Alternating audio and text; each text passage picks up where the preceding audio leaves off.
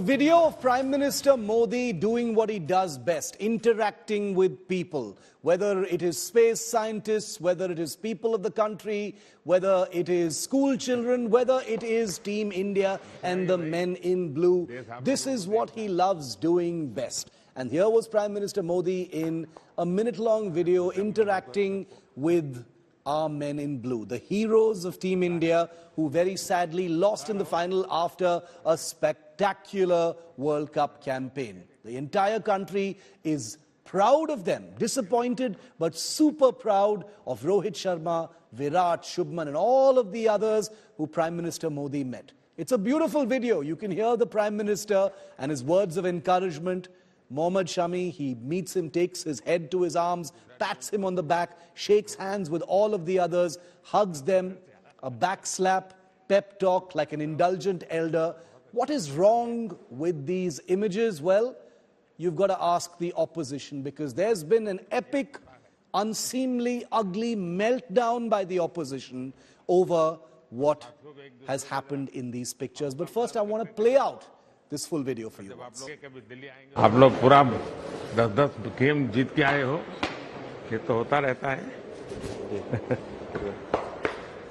दूसरा ये भाई, देश आप लोगों को देख रहा है। मैंने सोचा मिल लूँगा सबको। होता है। कहाँ राहुल? कहते हैं, आप लोग मेहनत बहुत की है, लेकिन ढीलो ना पड़ दो। समय बहुत अच्छा किया है इस बार।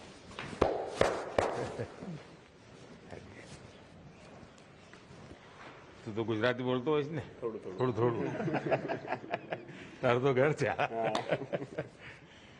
सो आप लोग बहुत अच्छी मेहनत की है।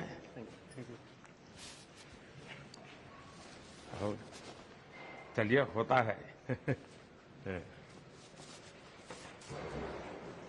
और साथियों को एक दूसरे को जरा हौसला बुलंद करते चलिए। और जब आप लोग कभी दिल्ली आएंगे तो बैठूंगा आप लोगों के साथ। मेरी तरफ से निमंत्रण है आप सबको। Now you may dislike Modi, you may be a critic of Modi, you may be a rival of Modi, you may be a critic of the BJP, but seriously, viewer, I want to ask you, what is wrong with this video?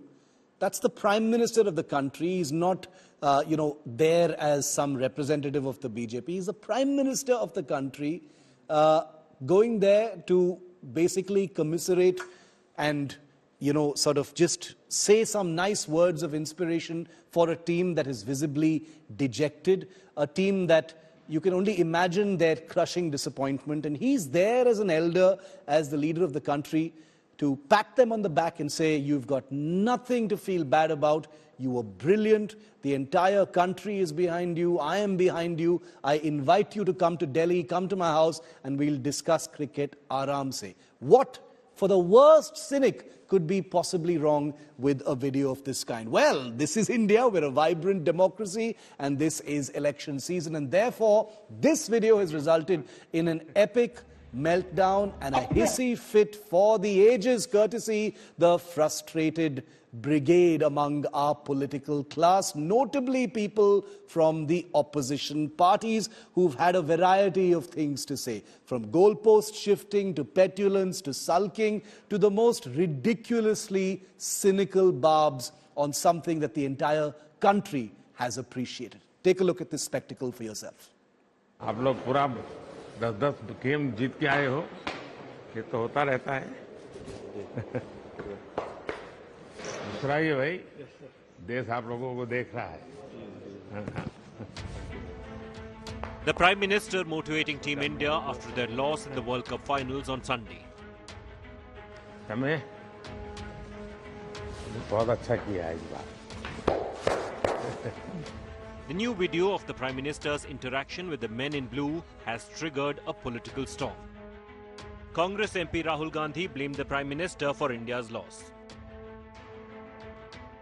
अपने हर एक भाषण में पहले नरेंद्र मोदी आते थे, कहते थे मैं ओबीसी हूं। याद है आपको? याद है? हाँ क्या?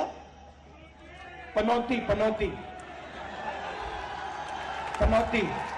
अच्छा वाला हमारे लड़के वहां पे वर्ल्ड कप जीत जाते,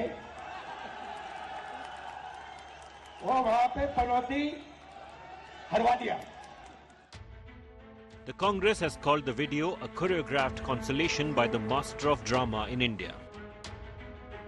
आप अपने खिलाड़ियों का मनोबल बढ़ाने गए थे, पर वो खिलाड़ियों का मनोबल नहीं, खिलाड़ी तनाव में आ गए। जब वर्ल्ड कप सीरीज स्टार्ट हुई तभी इनको साथ बैठना चाहिए था, उनको अपना बेस्ट ऑफ लक कहना चाहिए था। चुनाव में जाके बैठ के जो केवल सिरे लेने के लिए गए हैं, वो हार में एक बहुत बड़ा कारण है। Shiv Sena UBT MP Priyanka Chaturvedi has also hit out, saying that the players looked uncomfortable with the PM.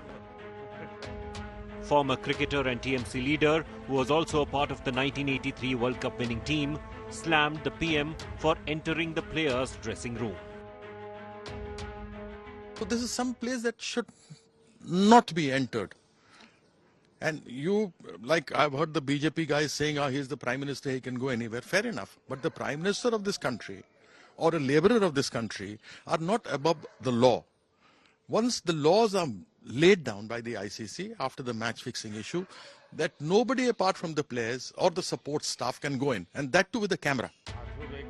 The BJP says the interaction is an example of the Prime Minister's leadership, who stood by the team when the chips are down. He's actually continuing the Congress tradition of calling all abusive names of the Prime Minister. We need to see what is the approach Congress takes, whether it is sports or whether in their hatred for PM. This is another classic example. As far as sportsmen are concerned, whether it's the Asian Games, the Commonwealth Games, India has done spectacularly well because of the kind of support that has been provided by the government of India. True leader is somebody who stands by the team when the chips are down, and that's exactly what the Prime Minister did. He deserves great kudos for it. Panoti, panoti. In this politically challenged election season, even sports has become fair game. आप लोग बहुत अच्छी मेहनत की है और चलिए होता है। Bureau Report, India Today.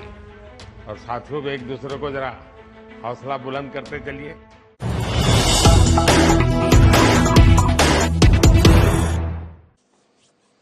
And the war over that viral Modi video in the dressing room is only escalating after Rahul taunted Modi at a rally in Rajasthan.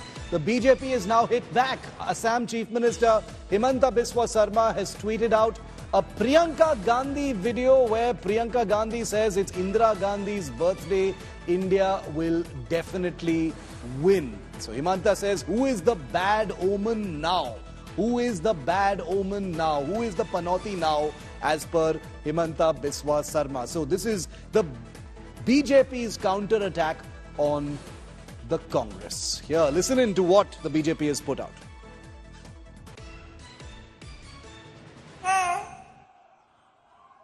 1983 में जब इंडिया जीता था, उस समय इंदिरा जी थी और इतनी खुश थी, पूरी टीम को अपने घर बुलाया चाय के लिए। आज उनका जन्मदिन है, पक्का आज हम फिर से जीतेंगे।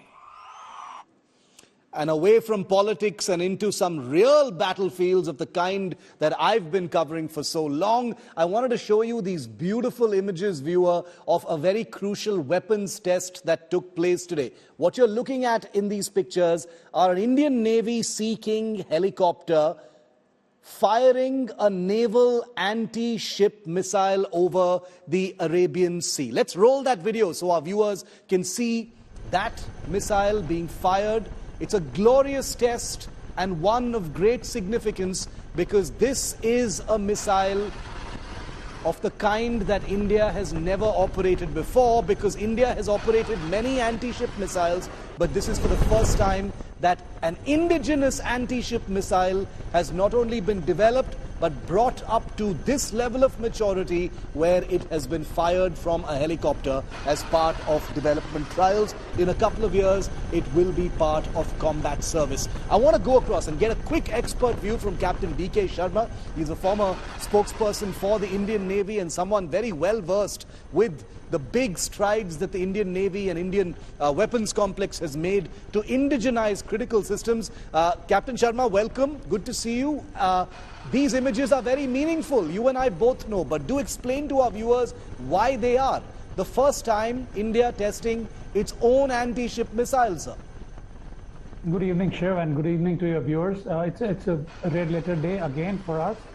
This is a combined effort of DRDO, that is RCI Imarat, Indian Navy, HAL, not to forget HAL, and I must also say that a very big role played by SEMILAC, the guys who do the certification, airworthiness, and then final authorization. So it was, and it is a harbinger of a change. Yeah. Shiv, you know it that we have been importing these missiles. So when the Sea King 42 came, or when it was the era of Harriers, or it is the MiG-29Ks, you know it, all the missiles are coming from abroad. But with this kind of indigenization and the confidence levels which India is now, the strides which India is taking. So this is something which is going to change the whole game. We will have everything of our own. We will not have to depend upon anybody, and it is just a beginning. Whatever the missile, the naval anti-ship missile today is there, this is only going to improve, and I must share with you and our viewers that the next step will be for the Rafales. And we are also going to integrate this on the Romeos. So it's the common inventory which is going to come, and it is all coming from our premier laboratory, which is the Abdul Kalam Missile Complex at Hyderabad. So this is the premier lab, is RCI Research Center Emarat, which has done this great job. And of course, you can't take away the credit from HAL, Indian Navy, and SEMILAC. A great day today, and you can see how clean the missile has left the chopper and then gone onto its trajectory and hit the target or whatever. A truly red letter day, and like you said, I think the most important thing, apart from this being a very high quality piece of technology and piece of combat technology, is that it reduces India's dependence on foreign suppliers. This is made by Indian scientists, Indian engineers, and all of those agencies that Captain Sharma just mentioned, which means it is a true blue made in India weapon system with no help whatsoever from any other country. Captain Sharma, always a pleasure to get your wisdom on such red letter days, as you called it. Thank you very much for being with me here. Well, that's it on 5 Live.